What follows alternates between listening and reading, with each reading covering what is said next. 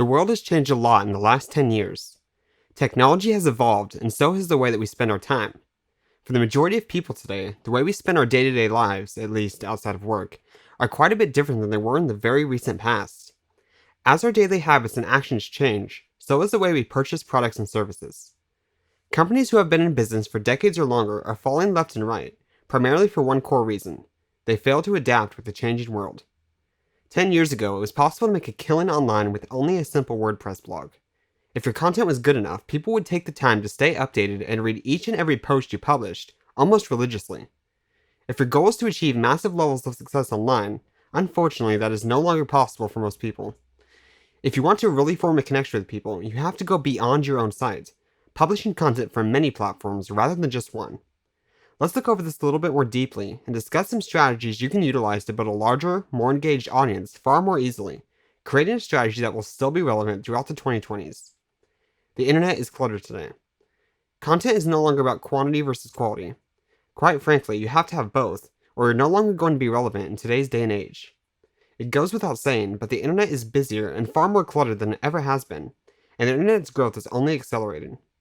Consumers have so many options for just about every little thing that they could possibly want. You can no longer just put something out there and expect people to stumble onto it just because it's there. There is just far too much content on the internet today for that to work for the overwhelming majority of niches. This also means that the content you publish actually has to be good, or you'll quickly be pushed out of the spotlight to make room for somebody else, as there are more and more people competing for that same consumer attention. Treat each piece of content that you would publish as if it were a product. Conduct research to figure out what problems people actually are trying to solve. Analyze competing pieces and see which points resonate. Use your unique expertise and experience to build sections that differentiate your piece. Pour quality into it, knowing that if the article ultimately sucks, it will get buried and forgotten about. Then, once you know you have something good, market the hell out of it to give it the attention it deserves. Prioritize retention, but understand this has changed. In the past, retaining a reader meant that your content was either so good or connected with them so well, they would come back, on their own by the way, to read the new post that you've published on your site. They would learn your schedule and actively seek it out when they knew it was going to be published. Some of them would even set up all of their favorite blogs in an RSS reader to be absolutely sure they wouldn't miss anything. That really doesn't happen anymore. In fact, most people have no idea what an RSS reader even is. That doesn't mean that people won't want to read every post that you put out, nor does it mean you can't retain readers and build a blog that will steadily grow over the long term. Rather, this ties in with the earlier point about the internet being cluttered. While we still only have the same number of hours in a day, we now have so much more to keep track of and remember.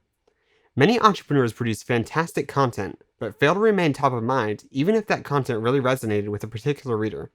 Yes, even if your content is truly amazing, that doesn't mean it will be remembered by the reader for very long. This is why it's important to push for further connection with your audience. Funnel people in your articles towards following you on social networks, or even better, onto an email mailing list. If you make a memorable impression on somebody and they end up connecting with you further, you've been given a huge opportunity.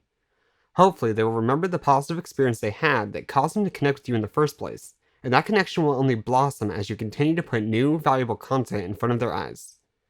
Micro content, high volume versus macro content, low volume. One of the most effective ways to build a long-term impression in people's minds is to show up frequently when people aren't expecting it. Chances are the majority of people and brands that you feel you truly know or understand haven't gotten in front of you only once. They put themselves in front of you over and over and over again, creating these tiny little impressions that ultimately added up to something so much larger. While certain large experiences will certainly contribute to an overall positive impression on you and your brand, the tiny, largely insignificant moments matter just as much as well. This is why social media marketing is so powerful. Social media gives you the opportunity to get in front of people on a daily basis, reminding them of who you are, what you do, and why they should care. Small, regular content is vital to remaining top of mind, and in many cases is just as important as the large content you'd publish on something like your website or YouTube channel. Some examples of small, impactful content may include social media posts, Instagram stories, email blasts that are non-promotional by the way, memes, checklists, infographics, short videos that are valuable as a standalone piece, even if they're made to funnel people towards like a full video like this one. The key with micro content is volume. 2 posts a week, while certainly better than nothing, is not really enough in today's busy and cluttered world. Seek omnipresence as your goal. Wherever people turn, people should see you. Become such a significant player in your space, people cannot forget about you if they tried. This is not only reserved for major brands like Walmart, Coca-Cola, Starbucks, and so on. Omnipresence is attainable within all niche markets. Repurposing helps, but it is not the ultimate solution.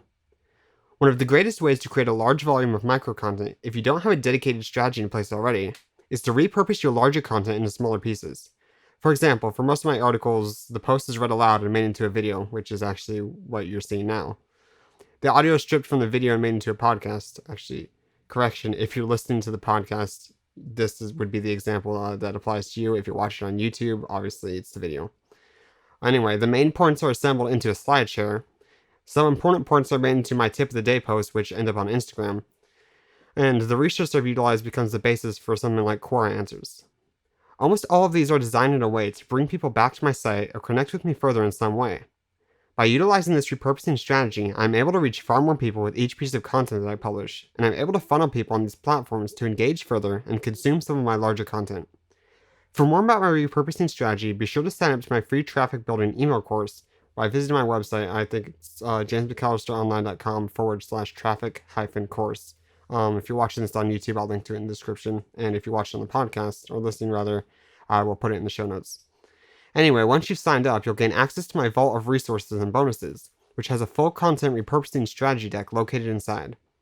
Unfortunately, however, repurposing is only one piece of the puzzle. You'll want to take the time to develop a dedicated strategy for all the different platforms you'll want to utilize. Conclusion. By restricting yourself to publishing only on your own website, you're doing yourself a massive disservice. While your content may get a large number of views, it is becoming harder and harder to actually build a meaningful connection without also building a presence elsewhere. Going beyond your own website is not only a great way to bring entirely new people into your business ecosystem, it is also vital for remaining top of mind and encouraging people to come back and consume more of your website's content too. I hope that this article has given you some ideas, and I'd love to hear how you plan to build your overall content strategy in the coming months. To your success, James McAllister.